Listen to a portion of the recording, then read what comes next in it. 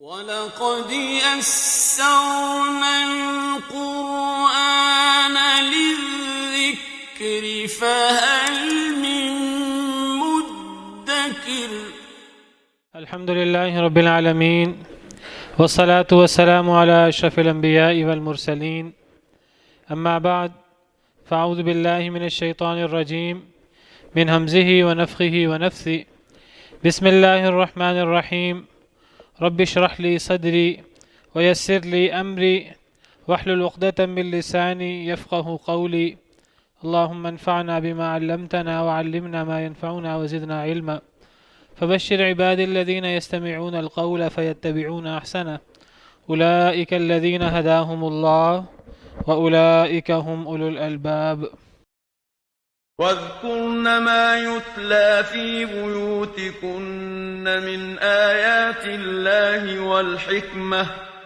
إن الله كان لطيفا خبيرا إن المسلمين والمسلمات والمؤمنين والمؤمنات والقانتين والقانتات والصادقين والصادقات والصابرين والصابرات والخاشعين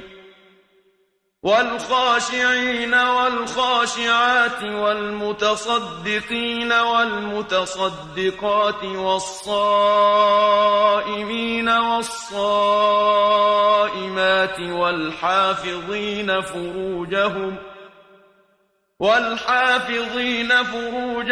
والحافظات والذاكرين الله كثيرا والذاكرات أعد الله لهم مغفرة وأجرا عظيما واذكرن ما يتلى في بيوتكن من آيات الله والحكمة اور یاد کرو جو تلاوت کی جاتی ہے تمہارے گھروں میں اللہ کی آیتیں اور حکمت، سنت رسول، احادیث مبارکہ۔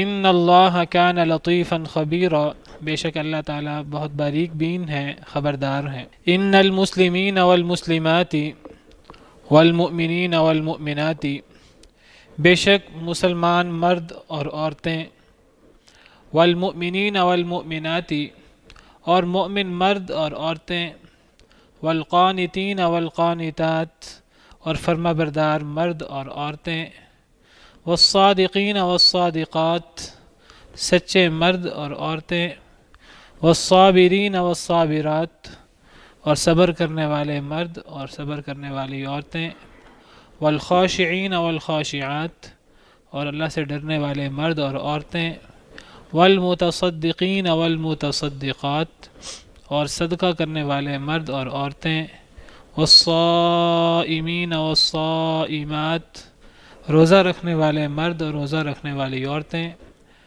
والحافظین فروجہم والحافظات، اور حفاظت کرنے والے اپنے شرمگاہوں کی اور حفاظت کرنے والی عورتیں، یعنی اپنے شرمگاہوں کی، والذاکرین اللہ کثیرا والذاکرات، اور یاد کرنے والے اللہ تعالیٰ کو بہت زیادہ، ذکر کرنے والے اللہ کا بہت زیادہ، والذاکرات، اور ذکر کرنے والی عورتیں۔ اعد اللہ لہم مغفرۃ واجرا عظیما، تیار کر رکھا ہے اللہ نے ان سب کے لیے، خواہ مرد ہو خواہ عورتیں، جن کا پیچھے ذکر ہوا، سب نیک کام ہیں، اللہ کو راضی کرنے والے کام ہیں۔ جو شخص بھی مرد ہو یا عورت وہ یہ کام کرے تو تیار کر رکھا ہے اللہ نے ایسے لوگوں کے لیے، ایسے مردوں عورتوں کے لیے، مغفرتاً بخشش، و اجرا عظیما، اور بہت بڑا اجر۔ احادیث مبارکہ میں آتا ہے، روایات میں آتا ہے، صحیح حدیث ہے کہ سیدہ ام سلمہ رضی اللہ عنہ وارضاہا، ام المؤمنین حضرت ام سلمہ رضی اللہ عنہ نے نبی کریم صلی اللہ علیہ وسلم سے عرض کیا کہ اے اللہ کے رسول صلی اللہ علیہ وسلم، قرآن کریم میں جب بھی احکامات اترتے ہیں تو اللہ تعالیٰ مردوں کو مخاطب فرماتے ہیں، یا ایہا الذین آمنوا، یا ایہا الناس، جتنے احکامات ہیں وہ مردوں کو احکامات ہیں۔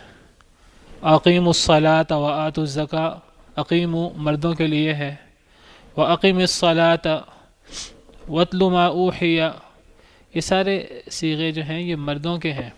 تو قرآن کریم میں ہر جگہ مردوں کی بات ہوتی ہے، مردوں کو احکامات ہوتے ہیں، ہم عورتوں کا ذکر قرآن کریم میں نہیں ہوتا۔ آپ ایک اصول سمجھ لیجئے ویسے عربی زبان کا، کہ عربی زبان میں جب کسی مرد کو مخاطب کیا جائے ایک شخص کو، تو اس کے اندر عورتیں شامل ہوتی ہیں۔ کوئی حکم کسی مرد کے لیے ہو، مذکر کے صیغے سے ہو، واحد کے صیغے سے، تو وہ حکم مرد کو بھی ہے اور عورت کو بھی، وہ صرف ایک مرد کو نہیں ہوتا، وہ مرد کو بھی ہوتا ہے اور وہ حکم عورت کو بھی ہوتا ہے۔ کوئی حکم قرآن کریم میں زیادہ مردوں کو ہو، تم سب یہ کام کرو اے لوگو، یا اے وہ لوگو جو ایمان لائے ہو، تو اس میں مرد اور عورتیں دونوں شامل ہوتے ہیں، وہ حکم خاص مردوں کے لیے نہیں ہوتا۔ ہاں اگر کہیں صراحت آ جائے کہ مردوں کے لیے یہ حکم الگ ہے اور عورتوں کے لیے یہ حکم الگ ہے تو الگ بات ہوتی ہے۔ اگر یہ صراحت نہ ہو تب پھر وہ حکم مردوں عورتوں دونوں کے لیے ہوتا ہے، خطاب مردوں کو ہوتا ہے اور اس میں عورتیں شامل ہوتی ہیں بالطبع۔ اگر قرآن کریم میں کسی جگہ عورتوں کو خطاب ہے صرف مؤنث کے صیغے سے، تو اس میں عورتیں شامل ہوں گی، اس میں مرد شامل نہیں ہوں گے۔ لیکن جب مردوں کو خطاب ہو اس میں عورتیں شامل ہوتی ہیں۔ اگر عورتوں کو خطاب ہو تو اس میں پھر مرد شامل نہیں ہوتے، جس طرح یہاں وَقَرْنَ فِي بُيُوتِكُنَّ، اور ٹھہری رہو، یہ قرنہ مؤنث کا صیغہ ہے، ٹھہری رہو اپنے گھروں میں، تو یہ حکم عام نہیں ہے مردوں اور عورتوں کے لیے، یہ صرف عورتوں کے لیے حکم ہے۔ جب عورتوں کو خطاب ہو تو اس میں مرد شامل نہیں ہوتے، لیکن اگر مردوں کو خطاب ہو اس میں عورتیں شامل ہوتی ہیں۔ یہ ایک ہر زبان کا انداز ہے، ہر زبان میں ایسے ہی ہے۔ ہمارے ہاں جو احکامات ہوتے ہیں ان احکامات میں جو ہے وہ مردوں کے صیغے سے قوانین بنائے جاتے ہیں، اعلانات کیے جاتے ہیں، اس میں آٹومیٹک عورتیں بھی شامل ہوتی ہیں۔ کہیں کوئی فرق معاملہ ہو مردوں عورتوں کا تو وضاحت کر دی جاتی ہے کہ یہ حکم صرف مردوں کے لیے ہے، یہ حکم عورتوں کے لیے نہیں ہے، وہاں وضاحت کر دی جاتی ہے۔ اور اگر کہیں عورتوں کے صیغے سے مؤنث کے صیغے سے خطاب ہو تو وہاں صرف عورتیں مراد ہوتی ہیں، کیونکہ مرد معاشرے میں گھروں سے باہر عام طور پر معاملات مردوں کے ساتھ چلتے ہیں، تو عام طور پر خطاب قوانین وغیرہ وہ مذکر کے صیغے سے ہوتے ہیں۔ اب قرآن کریم میں اسی اصول کے تحت مردوں کے احکامات ہیں، مردوں کو مخاطب کیا گیا ہے۔ اچھی صفات ہیں تو وہ مردوں کے حوالے سے، بری صفات ہیں وہ مردوں کے حوالے سے، تو اس میں عورتیں بالطبع شامل ہوتی ہیں۔ تو لیکن عورتوں کے دل میں یہ بات آ سکتی ہے کہ جی قرآن کریم میں ہمارا تذکرہ نہیں ہے، اگرچہ ہم بالطبع ہم شامل ہیں لیکن ہمارا الگ سے ذکر نہیں ہے۔ تو یہ بات جو ہے وہ ازواج مطہرات کی بات ہو رہی ہے، ان کی فضیلت کی بات ہو رہی ہے، ان کے مقام و مرتبہ کی بات ہو رہی ہے کہ اللہ کے ہاں ہمارے دین میں ان کا کیا مقام و مرتبہ ہے۔ تو اسی ضمن میں ہماری ماں سیدہ ام سلمہ رضی اللہ عنہا نے نبی کریم صلی اللہ علیہ وسلم سے عرض کیا کہ قرآن کریم میں مردوں کو خطاب ہے، عورتوں کو خطاب نہیں ہے۔ حالانکہ ان کو بھی پتہ تھا اس بات کا کہ جو مردوں کا خطاب ہے اس میں عورتیں شامل ہیں، لیکن ویسے ان کے ذہن میں یہ بات آئی، انہوں نے کر دی کہ اللہ نے ہمارا عورتوں کا ذکر نہیں کیا، جگہ جگہ مردوں کا ذکر ہے، تو اللہ تعالیٰ نے ان کی خوشی کے لیے، عورتوں کو مطمئن کرنے کے لیے اللہ تعالیٰ نے یہ آیت اتار دی۔ اب اس آیت میں جو خطاب مردوں کو ہے وہی خطاب عورتوں کو ہے، حالانکہ اگر یہاں صرف مردوں کا ذکر ہوتا عورتیں بالطبع شامل ہوتی، لیکن دیکھیے اللہ کی بندیاں ہیں اور اللہ خاص طور پہ ازواج مطہرات، تو ان میں سے ام سلمہ نے سوال کیا، اللہ نے ان کا دل رکھا اور اللہ تعالیٰ نے جو ہے ان کا مقام و مرتبہ یہ کہ اللہ تعالیٰ نے ان کی بات سن لی، اور اللہ نے خوش کرنے کے لیے انہیں اور تمام عورتوں کو اللہ تعالیٰ نے عورتوں کا ذکر ہر جگہ کر دیا، ورنہ جو حکم مردوں کو ہیں اس میں عورتیں آٹومیٹک شامل ہوتی ہیں۔ اصل میں یہ ایک تقسیم ہے جو اللہ نے رکھی ہے۔ اب اللہ تعالیٰ نے حضرت آدم علیہ السلام کو پیدا کیا، سب سے پہلے جان، سب سے پہلے شخص انسانوں میں جو پیدا ہوئے حضرت آدم ہے۔ اب اماں حوا کو اللہ تعالیٰ نے حضرت آدم سے پیدا فرمایا، اور حضرت آدم کی پسلی سے.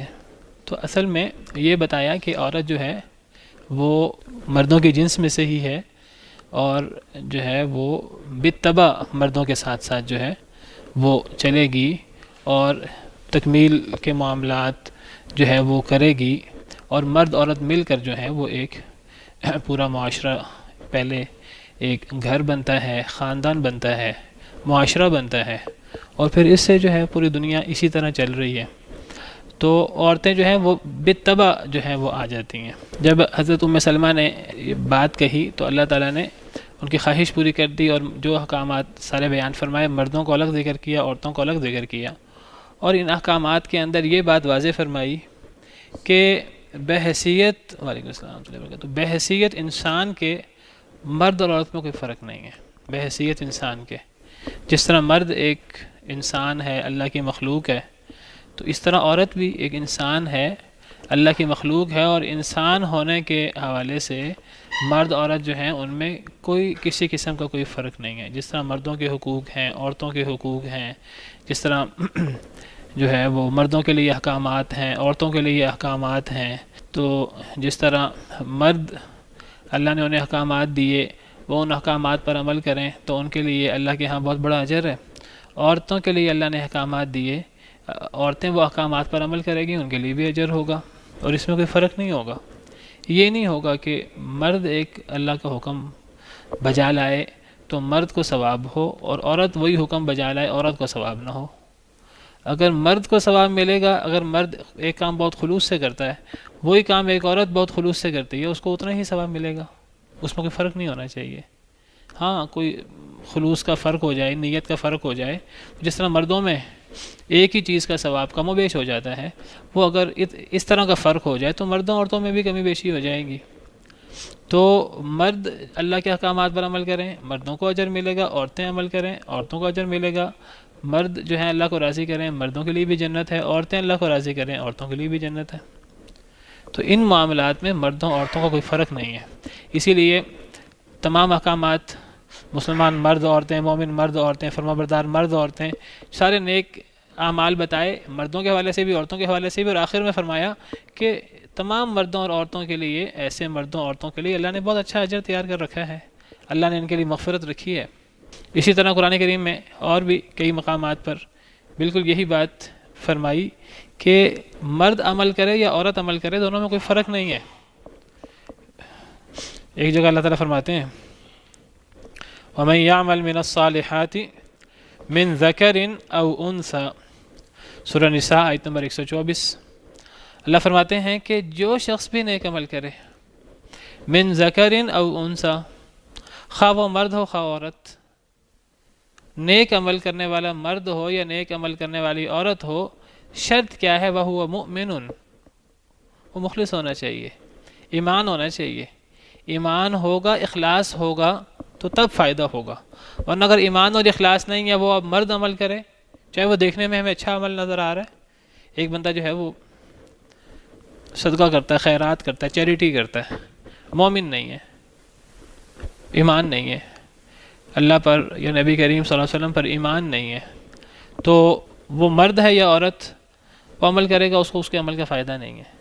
لیکن جو بندہ مومن ہے، اس کا ایمان ہے، خلوص سے وہ ایک کام کرتا ہے، اب اس کے مرد اور عورت ہونے سے فرق نہیں ہوگا، چاہے مرد ہو یا عورت. فَأُولَٰئِكَ يَدْخُلُونَ الْجَنَّةَ، تو یہ لوگ جنت میں داخل ہوں گے. وَلَا يُظْلَمُونَ نَقِيرًا، اور یہ لوگ جو ہیں وہ ذرہ برابر بھی ظلم نہیں کیے جائیں گے. ایک اور جگہ اللہ نے یہی بات فرمائی، اسی طرح سورہ آل عمران آیت نمبر 195. اللہ فرماتے ہیں فَاسْتَجَابَ لَهُمْ رَبُّهُمْ، اللہ نے کچھ دعائیں ذکر کی ہیں اس سے پچھلی آیات میں. تو اللہ تعالیٰ فرماتے ہیں کہ جو لوگ یہ دعائیں کرتے ہیں اللہ تعالیٰ سے، تو قبول کیا ان کے لیے ان کے رب نے، ان کا رب ان کی یہ دعائیں قبول فرماتے ہیں. کیا انی لا اضیع عمل عامل منکم، کہ میں نہیں ضائع کروں گا کسی عمل کرنے والے کا عمل تم میں سے، من ذکر او انثیٰ، خواہ وہ مرد ہو یا عورت. تو مرد اور عورت میں کوئی فرق نہیں ہے بحیثیت انسان کے، دونوں جو ہیں وہ برابر ہیں.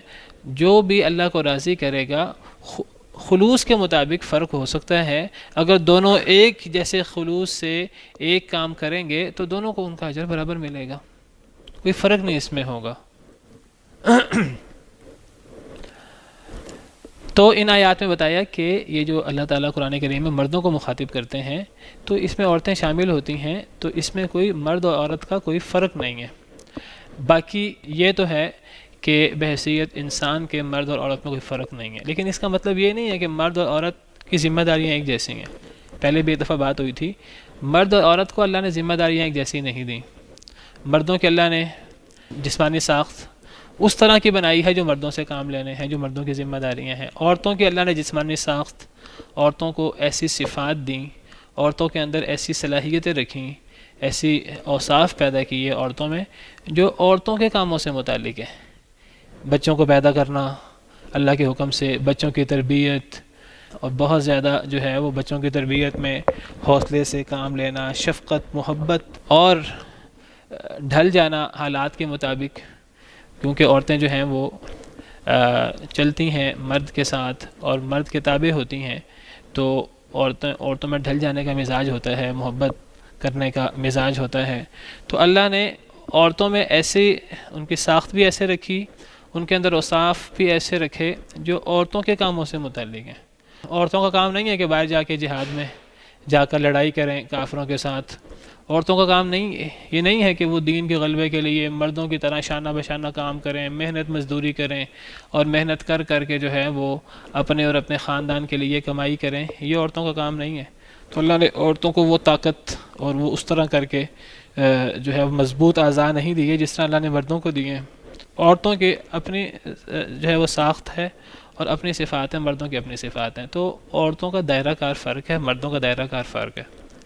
دائرہ کار فرق ہونے کا مطلب یہ نہیں ہوتا کہ اب فلاں وہ افضل بن گیا ہے اور فلاں کمتر بن گیا ہے۔ ہر ایک کی اپنی جگہ اہمیت ہے۔ اگر ایک نہیں ہوگا تو دوسرے کے بغیر گزارا نہیں ہوگا۔ ایک مشین ہے، مشین میں بہت سے پرزے ہوتے ہیں، تو ان پرزوں میں سے ہر پرزے کی اپنی اہمیت ہوتی ہے۔ ایک کوئی پرزہ جو ہے وہ مین جگہ پہ لگا ہوتا ہے، کوئی پرزہ مین جگہ پہ نہیں لگا ہوتا، لیکن وہ کوئی ایک پرزہ نہیں ہوگا تو مشین نہیں چلے گی۔ اب وہ جو پرزہ جو ہے وہ کسی سائڈ پہ کر کے کہیں لگا ہے تو وہ کہے کہ جی مجھے میرے حقوق نہیں پورے دیے کہ مجھے بھی تو مین جگہ پہ ہونا چاہیے تھا، تو یہ کوئی حقوق کی بات نہیں ہے۔ جس کی جو ذمہ داری، جس کا جو دائرہ کار ہے، وہ اپنے دائرہ کار کے اندر اس کو کام کرنا چاہیے۔ ایک کمپنی ہوتی ہے، ایک فیکٹری ہوتی ہے، اس فیکٹری میں ایک حیثیت جو ہے وہ جنرل مینیجر کی ہوتی ہے، ایک حیثیت جو ہے وہ مارکیٹنگ کرنے والے شخص کی ہوتی ہے، سیلز مینیجر کی ہوتی ہے، اور مختلف قسم کے شعبے ہوتے ہیں۔ اس میں ہر شخص کا اپنا اپنا ایک دائرہ کار ہوتا ہے۔ اب وہ جو سیلز مین ہے وہ کہے کہ جی جو ہے نا میں بھی کرسی پہ مجھے بیٹھنا چاہیے باس کی طرح، اور میں بھی جو ہے نا وہ کمرے کے اندر، ایک بندے کا کام ہے کہ اس نے باہر نکل کے کام کرنا ہے اسی کمپنی کے اندر، اس کا کام جو ہے نا وہ کمپنی سے باہر ہے، ایک کا کام کمپنی سے اندر ہے، ایک کے پاس لوگ آئیں گے وہ ان کو ڈیل کرے گا، ایک لوگوں کو جا کر ان کی جو ہے وہ شکایتیں دور کرے گا۔ اب وہ کہے جی مجھے میرے حقوق نہیں دیے، مجھے گھر سے باہر رہنا پڑتا ہے، وہ دوسرا کہے جی مجھے گھر سے باہر نکلنے، مجھے فیکٹری سے باہر نکلنا نہیں پڑتا، مجھے فیکٹری پہ کرسی پہ بیٹھنا پڑتا ہے۔ تو یہ ہر ایک کا ایک دائرہ کار ہے۔ اس دائرہ کار کی وجہ سے کسی کے حقوق میں اور ان چیزوں میں کوئی حقوق کی بحث پیدا نہیں ہوتی۔ اب جو کرسی پہ بیٹھنے والا وہ کہ نہیں مجھے جو ہے وہ اس کے شانہ بشانہ جا کے کام کرنا ہے، وہ کہ نہیں مجھے جو ہے نا کرسی پہ بیٹھ کے کام کرنا ہے، تو یہ اس طرح کر کے پھر نظام چلے گا نہیں۔ اللہ نے دنیا کے اندر ایسا نظام بنایا ہے، اللہ نے کچھ کو مالدار بنا دیا، کچھ کو اللہ نے مالدار نہیں بنایا۔ اب مالداروں کی ضرورت پوری ہوگی کچھ لوگوں سے خدمت لے کے، اور جن سے خدمت لی جاتی ہے ان کے پاس اتنا پیسہ نہیں ہوتا، ان کو مالداروں کی ضرورت ہے جو ان کو جو ہے وہ کچھ رقم کی ادائیگی کریں اور وہ ان کے ہاں جا کے کام کریں، اور جو مالدار لوگ ہیں ان کو ضرورت ہے خادموں کی، خدام کی۔ اب یہ جو خدام ہوتے ہیں دونوں مرد۔ اب یہاں جو ہے وہ یہ کوئی بحث پیدا نہیں ہوتی کہ فلاں کے حقوق زیادہ ہیں، فلاں کے حقوق کم ہیں، فلاں میں مساوات ہے، فلاں میں مساوات نہیں ہے۔ یہ حقوق کی بحث کیوں پیدا نہیں ہوتی؟ اللہ کی ایک تقسیم ہے، اللہ نے ایک تقسیم بنائی ہے۔ جس کو اللہ نے مال دیا ہے اس کو اللہ نے مال دے کے آزمایا ہے۔ اصل میں ہم جس کے پاس مال ہوتا ہے اس کو آزمائش نہیں سمجھتے، ہم سمجھتے ہیں ہمارا حق ہے جیسے مرضی اڑاؤ۔ اب ظلم کرنا ہمارا حق ہے۔ جس کے پاس ہوتا ہے وہ تو اب سب کچھ کرنا، ظلم زیادتی کرنا اس کا حق بن جاتا ہے، اور جس کے پاس نہیں ہے تو وہ جو ہے بس ہمیشہ کرس کر کے اور وہ دیکھ دیکھ کر ترس جو ہے نا اپنے آپ پر کھا کھا کے، تو وہ بھی کہتا ہے کاش کہ مجھے بھی جو ہے وہ جائز ناجائز طریقے سے کسی طرح میرے پاس بھی اتنا مال آ جائے۔ اسلام جو ہے وہ ہمیں یہ تصور نہیں دیتا۔ اسلام ہمیں یہ نہیں کہتا کہ مال ہی سب کچھ ہے، جائز طریقے سے کماؤ ناجائز طریقے سے۔ اسلام کہتا ہے جس کے پاس مال ہے یہ بھی آزمائش ہے، جس کے پاس مال نہیں ہے اس کو مزدوری کرنی پڑتی ہے، اس کی بھی آزمائش ہے، جس کو اللہ نے نہیں دیا اس کی بھی آزمائش ہے، صبر کرتا ہے کہ نہیں کرتا، جس کو اللہ نے دیا ہے اس کی بھی آزمائش ہے، شکر کرتا ہے کہ نہیں کرتا۔ دونوں آزمائش میں ہیں، اور اس آزمائش میں دونوں تب ہی کامیاب ہوں گے جب جس کو مال ملا ہے وہ شکر کرے گا اور وہ اپنے ماتحت لوگوں سے اچھا سلوک کرے گا۔ اب یہاں جب حقوق کی بحث پیدا نہیں ہوتی تو یہ مرد و عورت میں یہ حقوق کی بحث کیوں پیدا ہو جاتی ہے؟ حالانکہ وہاں بھی یہی چیز ہے۔ اللہ نے مردوں کا ایک دائرہ کار رکھا ہے جو ان کی صفات کے مطابق ہے، ان کے جو ہے وہ جسمانی ساخت کے برابر ہے کے مطابق ہے۔ عورتوں کا اللہ نے ایک دائرہ کار رکھا ہے جو ان کے مطابق ہے۔ تو یہاں حقوق کی بحث کیوں پیدا کر دی جاتی ہے کہ جی مرد عورت برابر نہیں ہے اسلام کے نظر میں، اسلام نے جو ہے وہ عورت کو مرد کے تابع رکھا ہے۔ اب نکاح میں شوہر بیوی میں شوہر قوام ہوتا ہے تو عورت کو جو ہے اس کی بات ماننی پڑتی ہے۔ بھئی کیا کمپنی وغیرہ میں جو باس ہوتا ہے جو باس کا ماتحت ہوتا ہے جس لیول کا بھی ہو، کیا اس کو باس کی بات نہیں ماننی پڑتی؟ وہاں یہ بحث کیوں پیدا نہیں ہوتی کہ دونوں کی حقوق برابر نہیں ہیں؟ وہاں کوئی بندہ یہ بحث پیدا نہیں کرتا۔ اصل میں صرف اسلام پہ اعتراض کرنا مقصود ہے اور کچھ بھی مقصود نہیں ہے۔ عورتوں کو اصل میں دین سے باغی کرنا مقصود ہے، اور عورتوں کو یہ بتانا ہے کہ دین اسلام نے تم پر بڑی زیادتیاں کی ہیں، تمہیں ماتحت رکھا ہے، تمہارے حقوق سلب کیے ہیں۔ تو اللہ تعالیٰ نے کسی کا کوئی حق سلب نہیں کیا، اللہ نے ایک تقسیم رکھی ہے۔ انسانوں میں جو مرد ہیں، مردوں کے اندر بھی تقسیم ہے، اس تقسیم کے اندر کوئی اعتراض کرنا چاہیے اعتراض کر سکتا ہے۔ اللہ پر اعتراض کرنا انسان کا کام نہیں ہے۔ اعتراض کرنا چاہیے، کوئی بندہ اعتراض کر سکتا ہے۔ جو مالدار سے مالدار لوگ ہیں وہ ایک دوسرے پہ اعتراض کر سکتے ہیں، اللہ نے فلاں کو زیادہ مالدار بنا دیا، مجھے کم مالدار بنا دیا، فلاں کو اللہ نے 10 کمپنیاں دے دیں، 10 فیکٹریاں دے دیں، مجھے اللہ نے 1 فیکٹری دی، مجھے 10 فیکٹریاں کیوں نہیں دی؟ فلاں کے پاس بنگلہ جو ہے نا وہ اتنے ایکڑ کا ہے، میرے پاس بنگلہ جو ہے نا اتنے ایکڑ کا کیوں نہیں ہے؟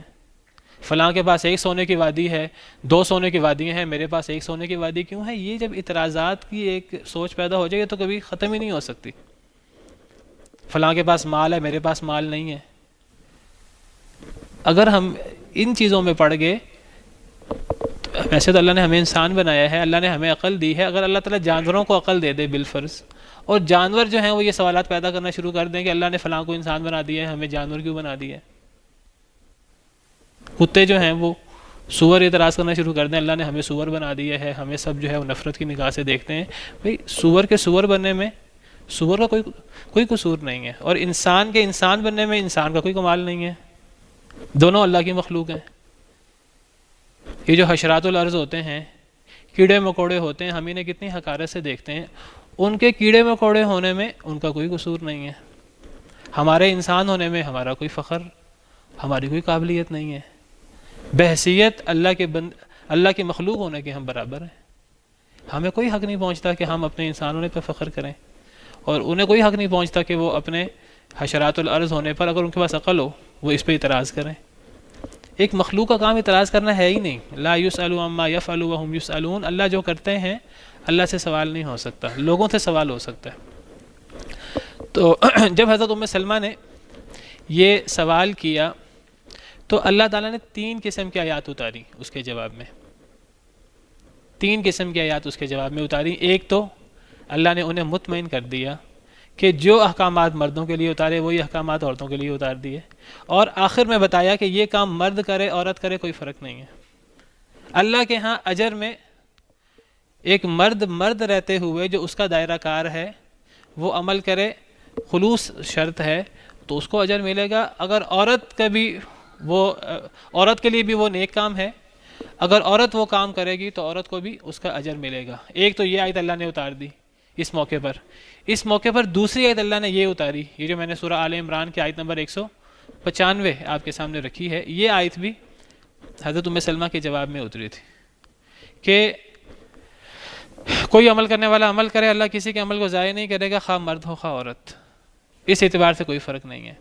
جو تیسری آیت اللہ نے اس موقع پر اتاری وہ آیت بڑی غور طلب ہے، اور وہ آیت ہے وَلَا تَتَمَنَّوْا مَا فَضَّلَ اللَّهُ بِهِ بَعْضَكُمْ عَلَى بَعْضٍ۔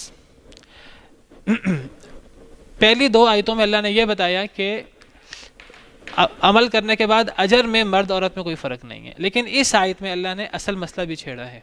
اللہ نے فرمایا کہ اگر کوئی لوگ یہی اعتراض شروع کر دیں کہ مردوں کا دائرہ کار یہ کیوں ہے، عورت کا دائرہ کار یہ کیوں ہے، کچھ ایسی چیزیں جو اللہ نے مردوں پر فرض نہیں کی عورتوں پر فرض کی ہیں، اور کچھ ایسی چیزیں جو اللہ نے عورتوں پر فرض نہیں کی مردوں پر فرض کی ہیں۔ جہاد ہے، اللہ نے مردوں پر رکھا ہے، عورتوں پر رکھا ہی نہیں۔ باجماعت نماز اللہ نے مردوں پر رکھی ہے، عورتوں پر باجماعت نماز فرض نہیں کی۔ پڑھنا چاہیں پڑھ سکتے ہیں، ان کو ہم روک نہیں سکتے مرد حضرات۔ اللہ نے فرمایا کہ لا تمنعوا اماء اللہ مساجد اللہ، اللہ کی بندیوں کو مسجدوں سے نہ روکو، لیکن ان کے لیے مسجد میں جانا ضروری نہیں ہے۔ آپ کوئی بندہ یہ کہے کہ مردوں کا دائرہ کار یہ کیوں ہے، عورتیں کہیں کہ جی ہمیں گھر کے اندر پابند کر دیا ہے، ہمیں اللہ مرد بنا دیتے، اور مرد کہیں ہمیں اللہ عورتیں بنا دیتے۔ مرد کہیں کہ جی عورتوں پر ذمہ داریاں زیادہ نہیں ہیں، مردوں پر تو ذمہ داریاں بڑی ہیں، کمانا اور یہ کرنا وہ کرنا، خاندان کی دیکھ بھال کی ذمہ داری، مردوں پر ذمہ داریاں بڑی ہیں، کاش کے ہم عورت ہوتے، اور عورتیں کہیں کاش کے ہم مرد ہوتی۔ اللہ نے اس کے جواب میں فرمایا، تیسری آیت جو اللہ نے اس موقع پر اتاری وہ سورہ نساء کی آیت نمبر 32 ہے، اس میں اللہ نے فرمایا وَلَا تَتَمَنَّوْا مَا فَضَّلَ اللَّهُ بِهِ بَعْضَكُمْ عَلَى بَعْضٍ، اللہ نے جو بعض کو بعض پر فضیلت دی ہے اس کی تمنا نہ کرو۔ کوئی بندہ یہ نہ کہے کہ اللہ نے مجھے یہ کیوں دیا، فلاں کو یہ کیوں دیا۔ یہ اللہ کی تقسیم، اللہ کی تقسیم پہ تمہیں راضی ہونا چاہیے، یہ اللہ کی تقدیر ہے۔ اور ایمان کے جو 6 ارکان ہیں، ان 6 ارکان میں سے ایمان کا ایک رکن اللہ کی تقدیر پر ایمان لانا ہے، وہ اچھی ہو یا بری ہو۔ کوئی بندہ کہہ سکتا ہے جی اللہ نے فلاں کو سفید رنگ دیا ہے، مجھے اللہ نے سیاہ رنگ کیوں دیا ہے، فلاں کو اللہ نے لمبا بنا دیا، مجھے اللہ نے چھوٹا کیوں بنایا ہے، فلاں کو اللہ نے یہ صلاحیتیں دی ہیں، مجھے اللہ نے یہ صلاحیتیں کیوں نہیں دی، فلاں کو اللہ نے جو ہے وہ امریکہ میں، یورپ میں، خلیج میں پیدا کر دیا، ہمیں اللہ نے تھرڈ ورلڈ کنٹریز میں کیوں پیدا کیا۔ اعتراض کرنے کا تو کوئی بھی اعتراض ہو سکتا ہے۔ تو اللہ نے فرمایا کہ اگر ایک بندہ اس سوچ میں آ جائے کہ اللہ نے یہ کیوں کیا، تو پھر ایک ایسی انسان کی شخصیت کے اندر جو ہے وہ اعتراض والی کیفیت پیدا ہوتی ہے۔ اللہ نے اس کا حل بتایا کہ اللہ نے جو جس کو دے دیا ہے، اگر تم سمجھتے ہو فلاں چیز فضیلت ہے، اور اگر اللہ نے یہ چیز فلاں کو دے دی ہے تو پھر تم سمجھو اللہ نے اس کو دے دی ہے، تم اس کی تمنا نہ کرو۔ اللہ نے اصل میں کسی پر کوئی ظلم زیادتی نہیں کی، اللہ نے کسی سے بے انصافی نہیں کی۔ اللہ جہاں کسی شخص کو کوئی صلاحیت دیتے ہیں، ظاہراً ہمیں اس میں کوئی صلاحیتیں نظر آ رہی ہوتی ہیں، کچھ ایسی صلاحیتیں ہوتی ہیں دوسرے کے پاس جو ظاہراً ہمیں نظر نہیں آ رہی ہوتی۔ ہمیں بعض دفعہ یہ چیز سمجھ نہیں آ سکتی، اگر ہم ایک ایک چیز کا حساب کرنا شروع کریں، ہمیں کئی دفعہ یہ چیز سمجھ نہیں آتی، تو ہمارے ذہن چھوٹے ہیں۔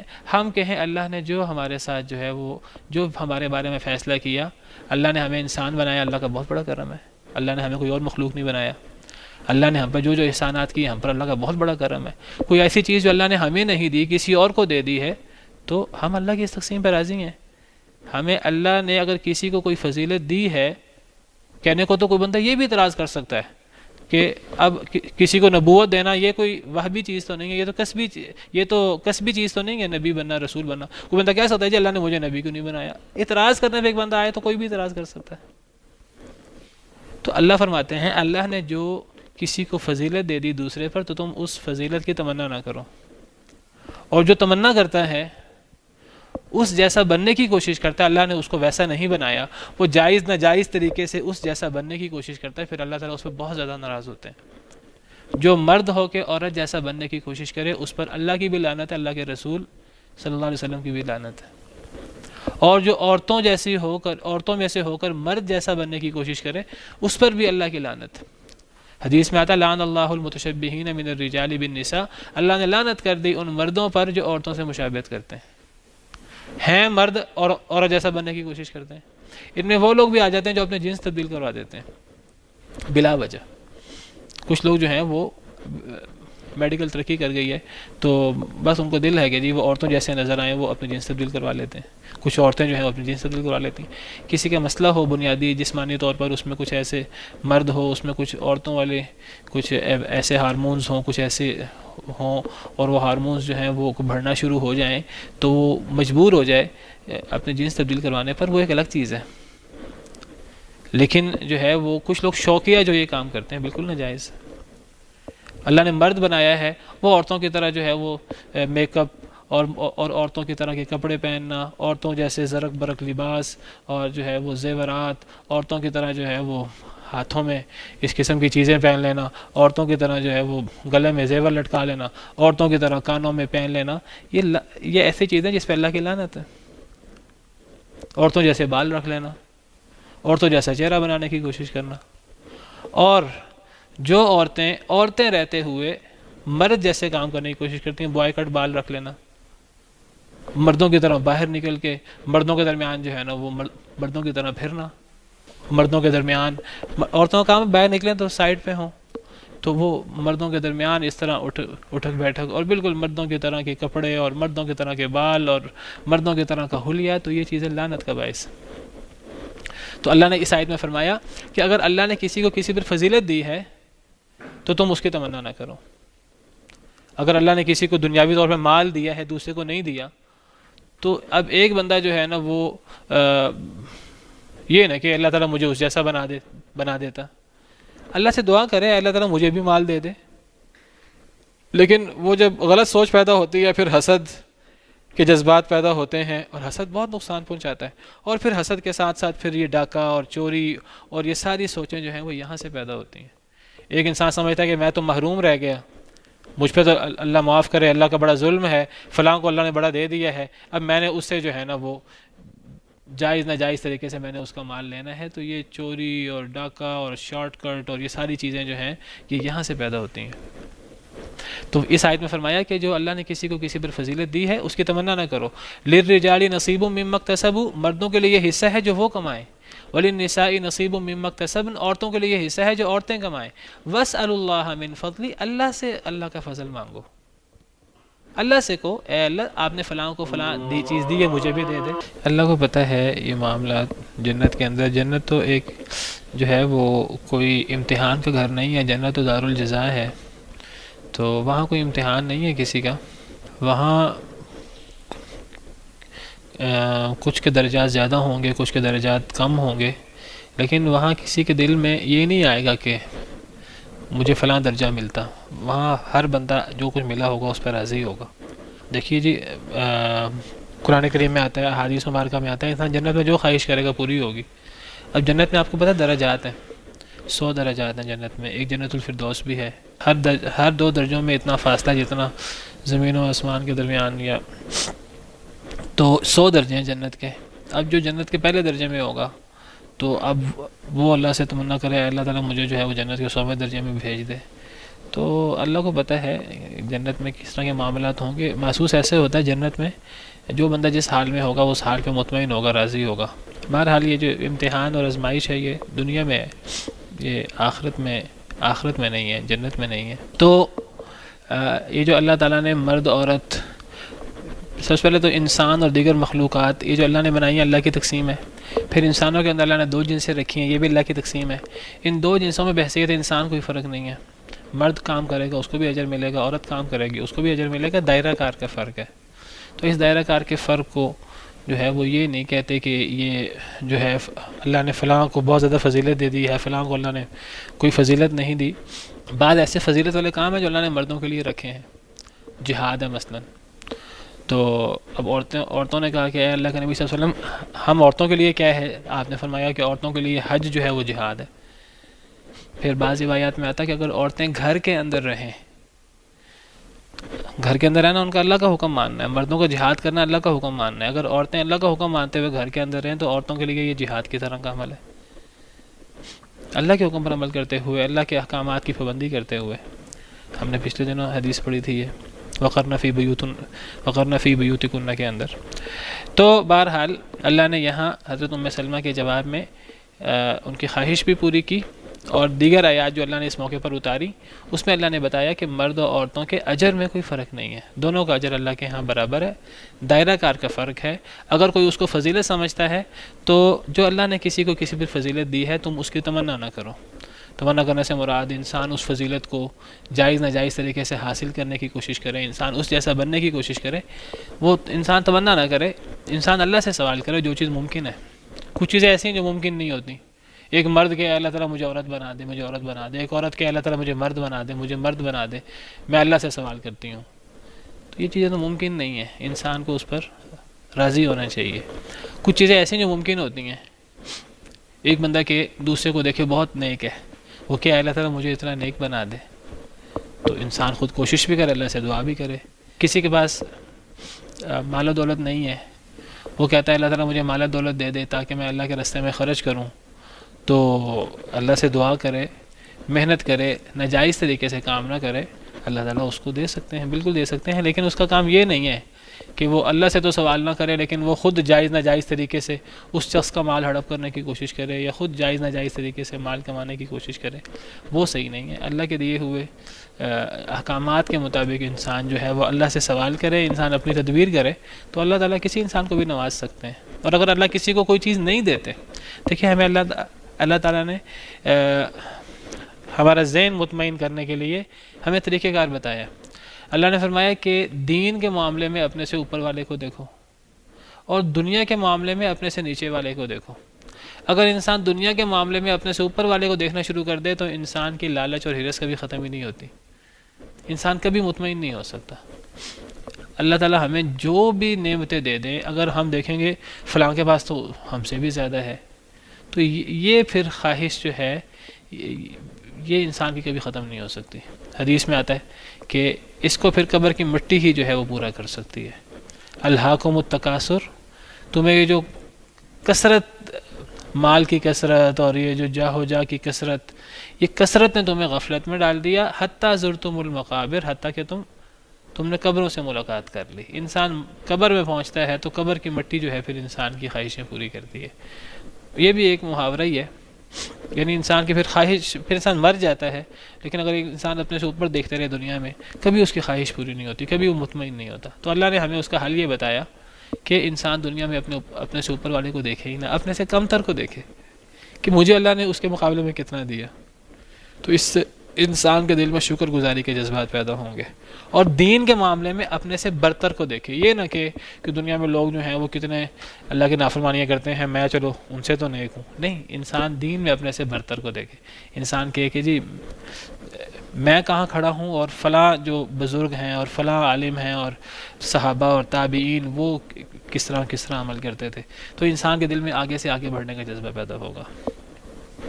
تو بہرحال اللہ تعالیٰ نے ان آیات میں حضرت ام سلمہ کی خواہش بھی پوری کی اور ہدایات بھی اتاری اور فرمایا کہ مرد عمل کریں، عورتیں عمل کریں، کوئی فرق نہیں ہے. اس میں شروع میں مسلمین والمسلمات والمؤمنین والمؤمنات، مسلمان کا اور مومن کا فرق کیا ہے. تو مسلمان اور مومن میں فرق ہوتا ہے. کیا فرق ہوتا ہے؟ اگر اسلام کا لفظ الگ آئے کسی جگہ پر، اکیلا آئے، تو اسلام سے مراد اسلام بھی ہوتا ہے، ایمان بھی ہوتا ہے. اور اگر کسی جگہ پر لفظ ایمان آ جائے الگ طور پر، تو ایمان الگ آئے، اسلام ساتھ نہ آئے، تو اس ایمان سے مراد اسلام بھی ہوتا ہے، ایمان بھی ہوتا ہے. اگر کسی جگہ لفظ مومن آ جائے اور وہ اکیلا ہو، اس مومن کے ساتھ مسلم کا لفظ موجود نہ ہو، تو مومن سے مراد مسلم بھی ہوتا ہے، مومن بھی ہوتا ہے. قد افلح المؤمنون، یہاں مؤمنون سے مراد ایمان اور اسلام میں فرق ہے، میں آپ کو بتا رہا ہوں، لیکن یہ فرق تب ظاہر ہوتا ہے جب دونوں اکٹھے ذکر ہوں کسی جگہ. اگر اکٹھے ذکر نہ ہوں، پھر جب لفظ مومن آئے گا اس میں مومن اور مسلم دونوں شامل ہوں گے. اس کے لیے عربی زبان کا ایک محاورہ ہے. عربی زبان میں کہتے ہیں کہ اذا اجتمعا تفرقا، جب اسلام اور ایمان دونوں اکٹھے ایک جملے میں آ جاتے ہیں تو ان کا معنی الگ الگ ہو جاتا ہے. وَإِذَا تَفَرَّقَا اجْتَمَعَا، جب دونوں الگ الگ آتے ہیں کسی جملے میں تو دونوں کا معنی ایک ہی ہو جاتا ہے. تو اسلام اکیلا آئے تو وہاں اسلام اور ایمان دونوں مراد ہوں گے. اگر ایمان اکیلا آئے اس سے مراد بھی اسلام اور ایمان دونوں ہوں گے. لیکن اگر ایک آیت میں اسلام اور ایمان دونوں آ جائیں تب ایمان سے مراد دل کے معاملات ہوتے ہیں اور اسلام سے مراد ظاہری اعمال ہوتے ہیں. اسلام سے مراد ظاہری اعمال ہوتے ہیں. اسلام کا تعلق ظاہری اعمال کے ساتھ ہے اور ایمان کا دل کے اعمال کے ساتھ. حدیث جبریل مشہور حدیث ہے. اس حدیث میں حضرت جبریل ایک انسان کی شکل میں آئے صحابہ کرام کو ان کا دین سکھانے کے لیے. تو انہوں نے نبی کریم صلی اللہ علیہ وسلم سے سوال کیے. پہلا سوال یہ کیا کہ اسلام کیا ہے؟ تو آپ نے فرمایا کہ اسلام یہ ہے کہ انسان لا الہ الا اللہ محمد رسول اللہ کی شہادت دے، یہ پہلا رکن ہے اسلام کا. دوسرا نماز، زکوٰۃ، روزہ، حج، 5 ارکان بیان کیے. شہادتین، نماز، زکوٰۃ، روزہ، حج، یہ کس کے ارکان ہیں؟ اسلام کے. اسلام کے 5 ارکان ہیں. پھر حضرت جبریل علیہ السلام نے پوچھا کہ ایمان کیا ہے؟ تو نبی صلی اللہ علیہ وسلم نے جواب دیا ایمان کے 6 ارکان بیان کیے. ان تؤمن باللہ وملائکتہ وکتبہ ورسلہ والیوم الآخر والقدر خیرہ وشرہ. تو ایمان کے ارکان 6 ہیں. ایمان کے ارکان سارے دل سے متعلق ہیں. اللہ پر ایمان لانا، اللہ کے فرشتوں پر ایمان لانا کس طرح؟ جس طرح اللہ نے بتایا ہے کتاب و سنت میں. اللہ کے رسولوں پر ایمان لانا کس طرح؟ جس طرح اللہ نے بتایا ہے کتاب و سنت میں. اللہ کے رسولوں پر ایمان لانا کس طرح؟ جس طرح اللہ نے بتایا ہے. آخرت پر ایمان لانا اور اچھی اور بری تقدیر پر ایمان لانا. تو ایمان کے جو ارکان ہیں ان سب کا تعلق دل کے ساتھ ہے، اور اسلام کا تعلق جو ہے وہ سارے ظاہری چیزیں ہیں. شہادتین پڑھنا یہ ظاہری طور پہ پڑھا جاتا ہے. نماز پڑھنا، نماز ظاہری عمل ہے. زکوٰۃ ظاہری عمل ہے. روزہ ظاہری عمل ہے. حج ظاہری عمل ہے.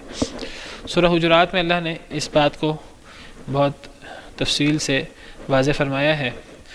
سورہ حجرات میں اللہ فرماتے ہیں، سورہ حجرات آیت نمبر 14، اللہ فرماتے ہیں قالت الاعراب آمنا، کہ کچھ بدو آئے اور ان بدوؤں نے کہا ہم ایمان لے آئے. قل لم تؤمنوا، اے اللہ کے نبی آپ فرما دیجئے تم ایمان نہیں لائے. ولکن قولوا اسلمنا، لیکن تم کہو ہم اسلام لائے ہیں. ولما يدخل الایمان فی قلوبکم، ایمان ابھی تمہارے دلوں میں داخل نہیں ہوا. اس آیت کریمہ سے کیا پتہ لگا؟ کچھ لوگ آئے، اسلام قبول کیا اور اسلام قبول کر کے بڑا فخر کا اظہار کیا، ہم تو مومن ہو گئے. اللہ نے فرمایا ایک مومن اس طرح فخر کرتا ہی نہیں ہے. تم تو ظاہری مسلمان ہوئے ہو. اگر ایمان کی بات ہو تو ایک انسان اس طرح فخر نہیں کرتا. اگر ایمان ہوتا تو ایمان وہ دل میں داخل ہوتا ہے اور انسان کا دل اللہ کے سامنے تابع ہو جاتا ہے، اور پھر انسان فخر اور اس قسم کی باتیں نہیں کرتا. تو فرمایا کہ تم یہ نہ کہو ہم ایمان لائے ہیں، تم کہو ہم اسلام لائے ہیں. ظاہری طور پہ تم نے کلمہ پڑھ لیا ہے لیکن ابھی ایمان صحیح طرح تمہارے دلوں میں جاگزین نہیں ہوا. تو پتہ لگا ایمان کا تعلق دل کے ساتھ. وَلَمَّا يَدْخُلُ الْإِيمَانُ فِي قُلُوبِكُمْ. تو اس آیت کریمہ سے ایمان اور اسلام کا فرق واضح ہو گیا.